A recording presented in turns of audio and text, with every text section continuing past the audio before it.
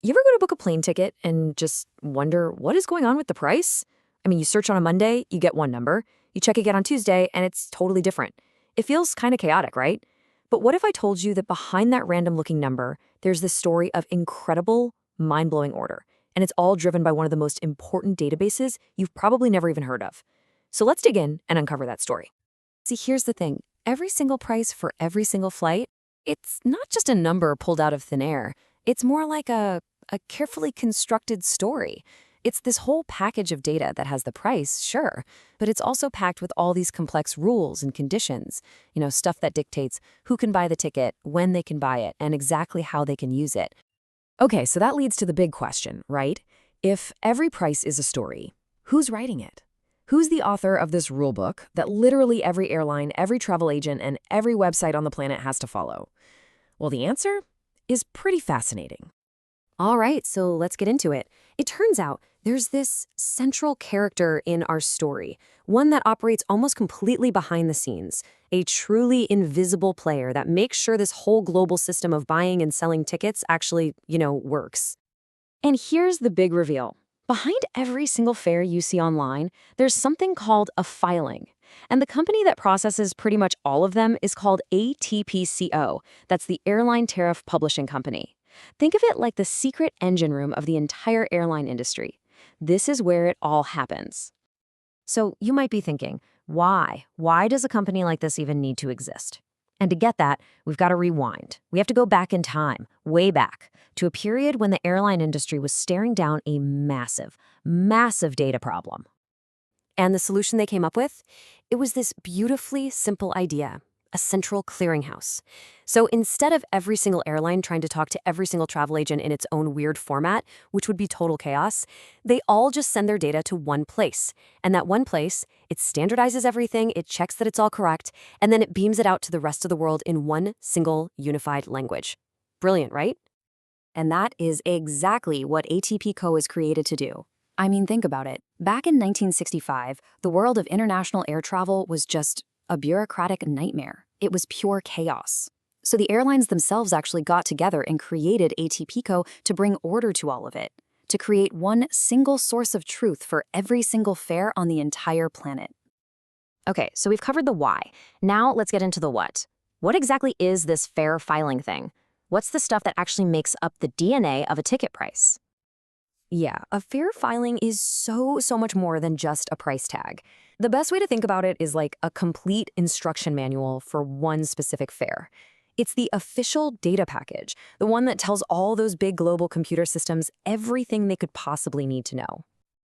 And we can actually break that DNA down into 4 core parts. So first, you've got the base fare and the currency, obviously. Then there's the booking class. This is super important. It determines stuff like seat availability and whether you can get a refund.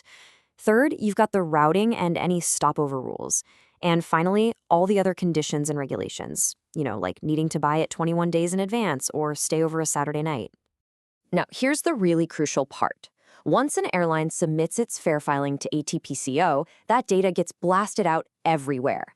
It feeds the airline's own website, it goes to the travel agent's computers, it populates all those online travel sites like Expedia or Kayak.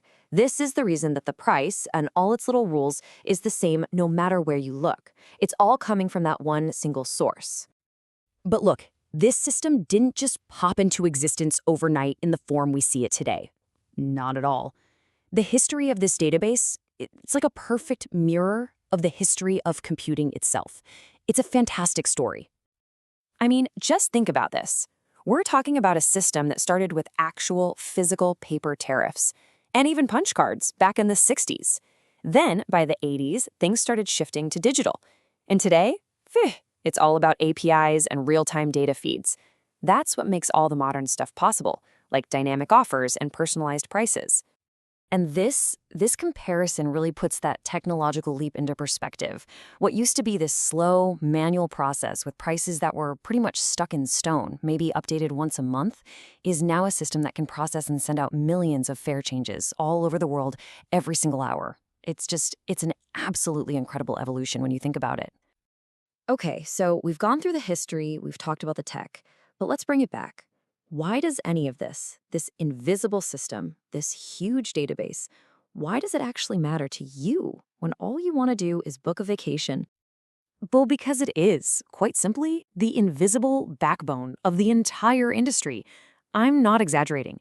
Without this central, standardized system, the global travel market as we know it today, it just couldn't function. It would be impossible to compare prices or book those really complex international trips with multiple airlines. It would be chaos. And this quote here, it just nails it. This fare filing maze is exactly where every tiny detail of your ticket is born and encoded. Every single dollar, every rule, every possible route. It all exists first as just a line of code in this one massive global database. So, what does this all mean for you? What's the big takeaway? Well, for one, this system is what makes sure you see the same consistent fare data no matter where you shop. It's also the reason that all those complex but sometimes really valuable things like advanced purchase discounts can even exist. And now it's evolving again to support more personalized offers. Bundling things like Wi-Fi or extra legroom right into the price you see from the start. So I'll leave you with this one last thought.